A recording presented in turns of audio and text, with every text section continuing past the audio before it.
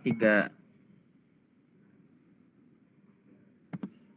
Baik, Assalamualaikum warahmatullahi wabarakatuh. Di sini kami dari kelompok 4 akan menjelaskan terkait topik bagaimana tantangan pelestarian spesies endemik komodo di tengah ancaman perubahan lingkungan dan aktivitas manusia. Sebelumnya, izinkan saya memperkenalkan diri. Nama saya Aziz Chandarwardi dengan NIM akhir 221 dan di sini saya tidak sendirian, ada rekan saya. Dipersilahkan. Saya Eka Mustafiatun Jana dengan NIM akhir 218.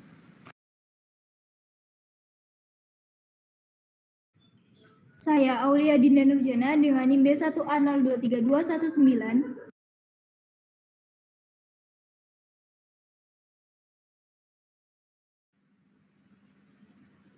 Saya Septiapsari dengan NIM B1A0220.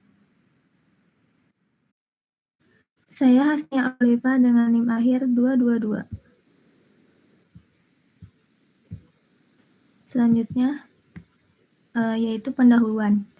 Komodo atau Varanus komodoensis merupakan spesies endemik yang hanya ditemukan di beberapa pulau Indonesia. Gilimotang dan Flores yang memiliki nilai ekologis, ilmiah, dan konservasi yang sangat tinggi. Keunikan serta perannya sebagai predator puncak menjadi komodo ikon penting dalam pelestarian keanekaragaman hayati. Namun, keberadaan komodo saat ini menghadapi berbagai tantangan serius yang dapat mengancam kelangsungan hidupnya. Perubahan lingkungan akibat pemanasan global seperti kenaikan suhu dan perubahan curah hujan berpotensi mempengaruhi habitat alaminya. Selain itu, aktivitas manusia seperti penambahan lahan, pembangunan infrastruktur pariwisata, dan interaksi langsung dengan satwa juga terus memberikan tekanan besar terhadap populasi komodo di alam liar. Oleh karena itu, diperlukan strategi pelestarian yang berkelanjutan dan adaptif untuk menjaga eksistensi spesies purba ini di tengah dinamika lingkungan dan perkembangan manusia yang terus berlangsung. Selanjutnya yaitu status komodo terkini. Komodo merupakan spesies kadal terbesar yang hanya ditemukan di beberapa pulau di wilayah tenggara Indonesia, termasuk Pulau Komodo. Meskipun tersebar di beberapa lokasi, populasinya sangat terbatas dan tidak dijumpai di tempat lain. Aktivitas manusia seperti perambahan hutan dan kebakaran lahan telah menyebabkan kerusakan serius pada habitat alami komodo. Selain itu, perubahan iklim turut memperparah situasi dengan mengurangi luas habitat yang tersedia. Berdasarkan data dari IUCN Request, status konservasi komodo kini meningkat dari kategori rentan menjadi terancam punah. Perubahan ini menjadi yang pertama dalam 2 dekade terakhir, menunjukkan bahwa populasi komodo menghadapi ancaman yang semakin serius terhadap kelestariannya di alam liar.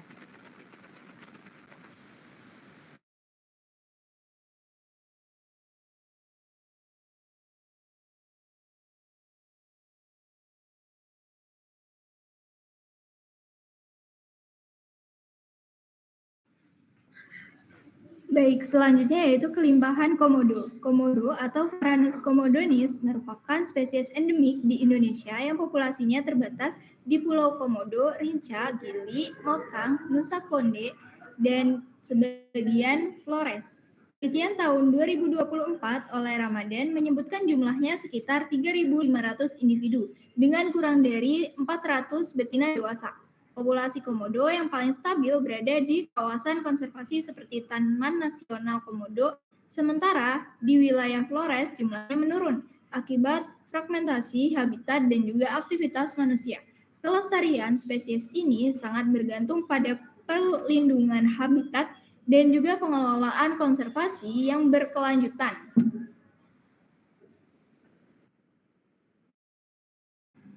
Baik, terkait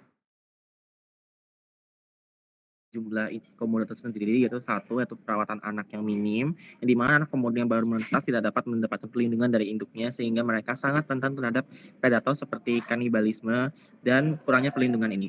Dan selanjutnya yaitu reproduksi lambat yang dimana komodo betina akan berterus banyak 15-30 butir yang dimana selama inkubasinya telur tersebut berlangsung secara 8-9 bulan.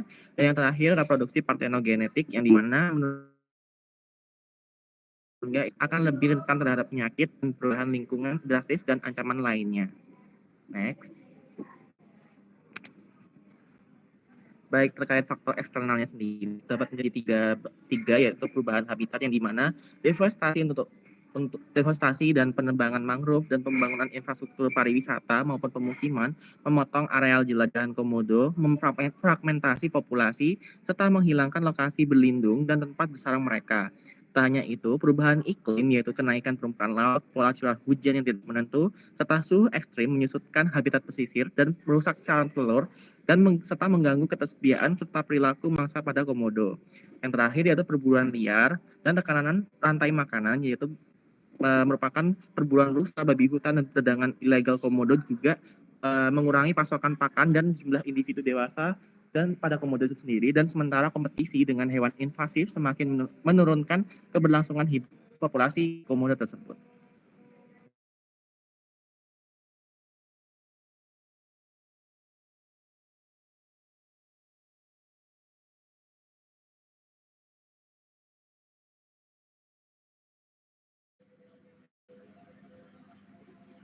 Selanjutnya yaitu dampak penurunan komodo. Yang pertama, gangguan rantai makanan, di mana komodo adalah puncak predator yang menjaga keseimbangan populasi mangsa seperti rusa timur dan babi hutan. Ketika jumlah komodo menurun, tidak ada lagi pengendali alami terhadap mangsa tersebut sehingga populasinya bisa melonjak.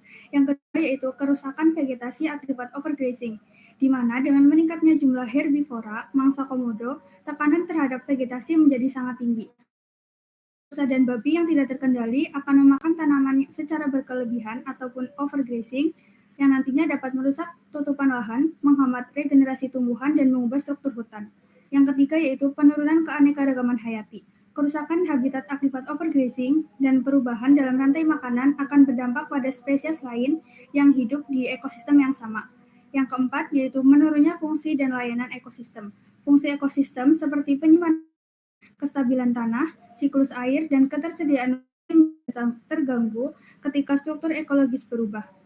Yang terakhir yaitu kehilangan spesies endemik berharga, di mana komodo adalah spesies endemik yang hanya ditemukan di pulau di Indonesia.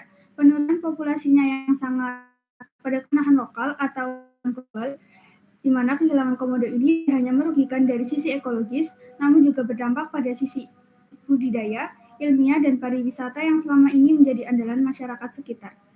Next.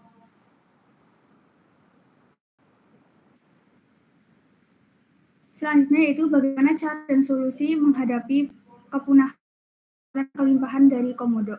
Untuk mengantisipasi terjadinya penurunan populasi komodo, diperlukan langkah-langkah preventif melalui penyediaan sarana dan prasarana yang memadai guna menunjang kelangsungan hidup spesies tersebut. Salah satu bentuk upaya yang dapat dilakukan adalah pembangunan Balai Konservasi Komodo. Balai konservasi ini berperan sebagai pusat pelestarian yang meliputi kegiatan pemantauan populasi yang mengalami cedera atau gangguan kesehatan, pengelolaan habitat, serta pelaksanaan program edukasi dan penelitian ilmiah. Keberadaan fasilitas ini tidak hanya mendukung secara langsung, tetapi juga menjadi wadah antara peneliti dan masyarakat dalam menjaga keberlanjutan spesies komodo dan ekosistem tempat hidupnya. Dapat disimpulkan bahwa populasi komodo atau Varanus komodoensis mengalami ketidakstabilan yang menyebabkan spesies ini masuk dalam kategori terancam punah. Penurunan jumlah individu dipengaruhi oleh berbagai faktor baik dari dalam atau internal maupun luar atau eksternal. Dampaknya tidak hanya dirasakan oleh spesies itu sendiri, tetapi juga mengganggu keseimbangan ekosistem. Oleh karena itu, penting untuk menyediakan sarana konservasi khusus berupa Balai Pelestarian Komodo. Berikut daftar pustaka yang kami gunakan. Sekian dari presentasi kami. Apabila ada kesalahan dan informasi yang kurang jelas, kami mohon maaf. Sekian dari kami. Wassalamualaikum warahmatullahi wabarakatuh.